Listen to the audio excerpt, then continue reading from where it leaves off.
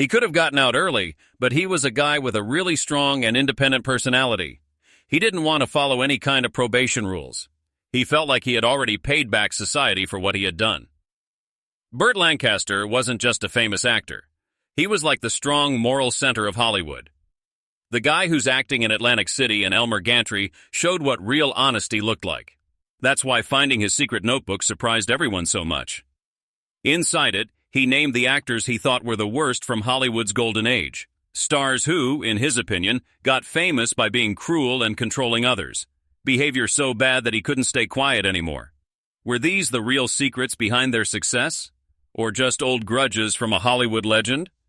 The names on that list are going to surprise you. Number 1, Kirk Douglas, the Predator. Kirk Douglas is the name Burt Lancaster put right at the top of his secret list because Lancaster thought he was dangerous. Hollywood loved Douglas for his strong charm, but behind the scenes, Burt saw a guy who used that same strong personality to scare people, control them, and punish them, and it came from something much darker.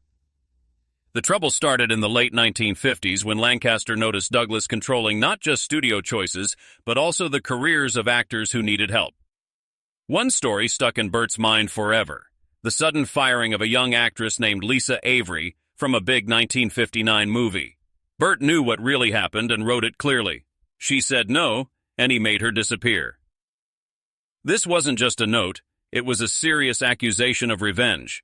Burt believed Douglas used his power like a weapon, and he hated him for it.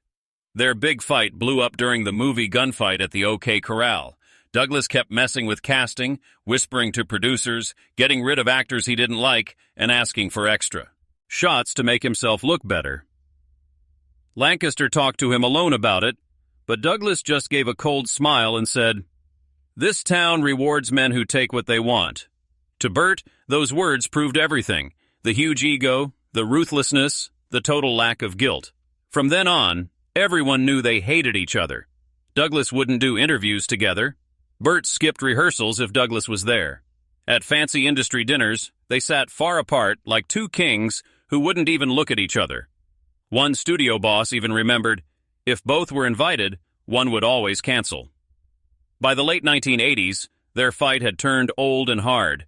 There was no sorry, no getting softer with time. Lancaster wouldn't go to Douglas's award events. Douglas never talked about Burt in his book. The quiet between them spoke louder than any words. Number 2, Elizabeth Taylor, the queen who ruled through chaos. Drama was always around Elizabeth Taylor, but the real surprise was how badly she fought with Burt Lancaster, because he saw something in her that most people were too scared to say out loud. The moment that made him hate her happened right in front of hundreds of shocked crew members during the messy filming of Cleopatra in 1962. Taylor came on set, saw another actress wearing a dress that was too similar in color to hers, and got so mad that they had to stop filming for almost half a day. Burt later described it simply: she didn't throw tantrums, she declared war. Taylor treated a movie set like her own battlefield, and anyone in the way got hurt. She made scenes wait for hours, refused to try on costumes, and sometimes just left without telling anyone, leaving the whole team stuck. Burt hated how everyone, from experienced directors to nervous helpers, put up with it. But the thing that really changed how Burt saw her happened during her years with Richard Burton. She didn't just help his career, she took total control of it. Scripts got turned down without Burton even seeing them. Co-stars suddenly got kicked off projects because Taylor worried they would take attention away from their chemistry. One casting person remembered her looking at the list of actors and saying, "Not him. I don't like his face." The actor was fired just hours later. Burt thought this was awful.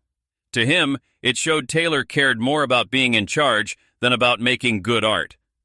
She shaped Hollywood by controlling people, scaring them, and creating big emotional scenes. And nobody dared stand up to her because she was so famous. Years later, whenever her name came up in interviews, Burt's voice would get hard right away. No making up, no softer feelings as they got older, just the belief that Taylor had a kind of destructive power he would never forgive. Number 3, Marilyn Monroe, the star who weaponized fragility. Monroe once showed up on set 3 hours late, looked at her co-stars, and said she wasn't ready to work because the vibe felt wrong. That one moment showed exactly why Burt Lancaster couldn't stand her. He didn't see a big star. He saw someone who thought the whole industry should change around her unpredictable behavior. The story that really made him angry happened during the crazy filming of Some Like It Hot in 1959.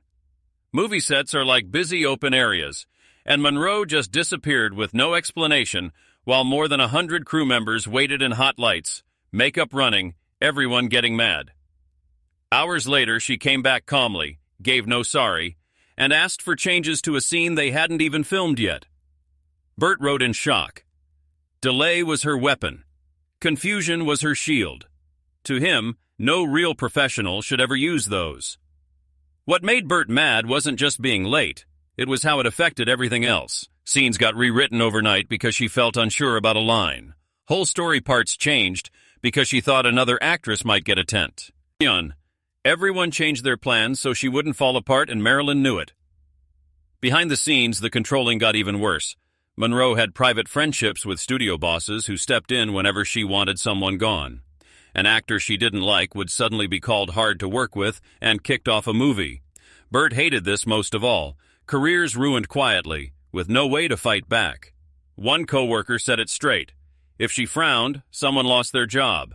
And while the world later saw her as fragile and sad, Lancaster wouldn't go along with that story.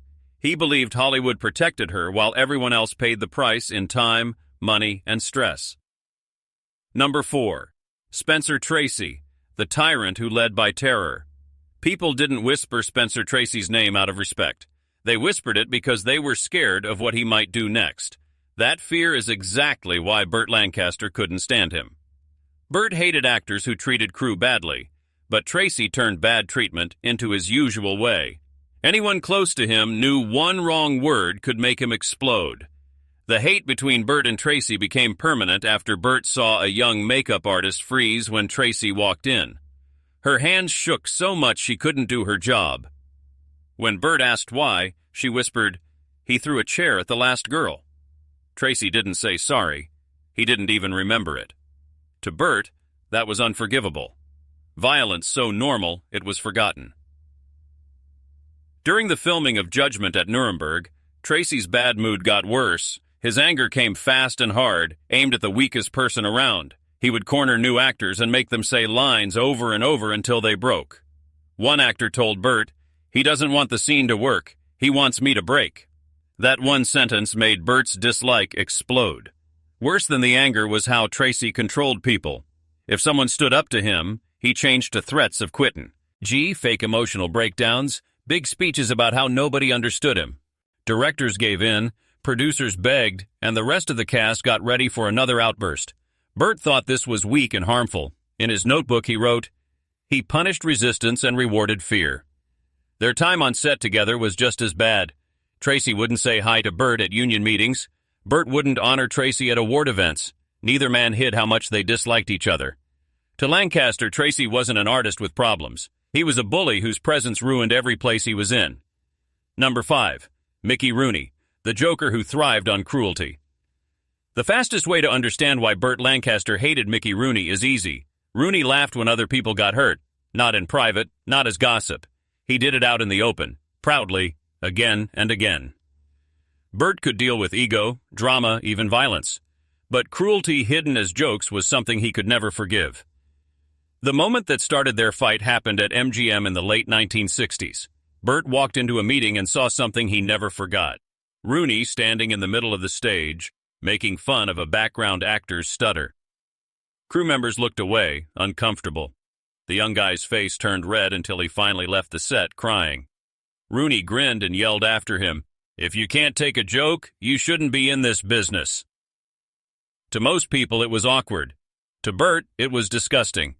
Rooney's bad behavior was well known. He picked on the weakest people. Women, assistants, extras, young actors who couldn't fight back. One script supervisor told Burt, "You pray he doesn't notice you. If he does, your day is ruined." And it wasn't only words. Rooney's marriages showed a darker side too. Wives treated like servants, dealing with sudden mood swings and big fights. Burt hated how Hollywood just accepted it as, "That's just Rooney." Like being famous made it okay to hurt people. Their fight got worse at a chat. Witty event in the 1970s. Rooney made fun of Burt's serious acting, calling him the guy who forgot how to smile. Instead of laughing it off, Burt gave a cold look that quieted the whole table. After that, Burt wouldn't share stages or interviews with Rooney. Whenever producers wanted to put them together, Burt always said the same thing.